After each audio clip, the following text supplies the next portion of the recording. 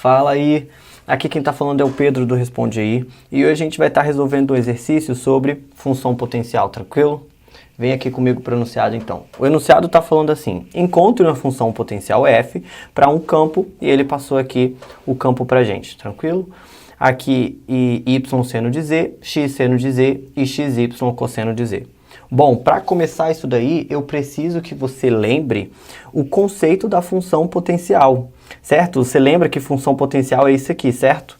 Aonde eu vou ter aqui essas derivadas parciais, que eu vou ter que fazer desse f para poder encontrar quem que seria esse fzinho, quando derivado em função de x, y e z, eu fosse encontrar o meu campo inicial, tranquilo? Vem aqui então. Então, para resolver essa questão, o que a gente vai ter que fazer vai ser resolver um monte de integral. Observa comigo, esse é o campo que nós estamos trabalhando, tranquilo? Ou seja, a minha derivada do fzinho que eu quero calcular em relação a x vai ter que ser igual a esse meu primeiro termo aqui, y seno de z. Derivada parcial desse f em relação a y vai ter que ser igual a esse termo, x seno de z. E a derivada aqui em função de z vai ter que ser igual a esse termo que é o xy cosseno de z, tudo bem? Então, já que eu tenho as derivadas para poder encontrar o que eu estou procurando, nós vamos então precisar das integrais, tranquilo? Lembra lá da teoria?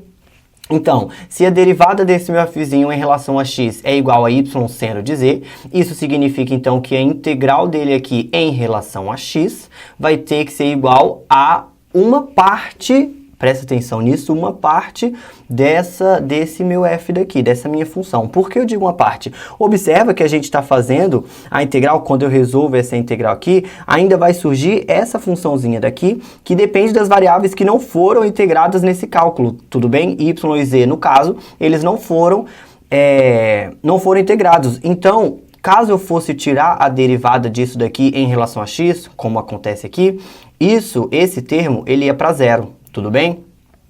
Por isso que nesse caso aqui não existiria nada na frente. Ou seja, pode ser que ele seja uma constante, pode ser que ele seja zero, assim como pode ser que ele seja uma função, tudo bem? Que ele vai estar só dependendo de x, de y e z. Tranquilo? Fez sentido? Vem aqui comigo então, dá mais um passinho que você vai ver que isso acontece de novo. Quando a gente faz agora a integral em relação a y, por quê? Eu tenho que a derivada da minha função em relação a y vai ser igual a x mais seno z. Então eu vou fazer a integral dela em relação a y, tudo bem? Então percebe que a gente encontra xy seno de z mais uma outra função, só que dessa vez só em função de y e z, tudo bem?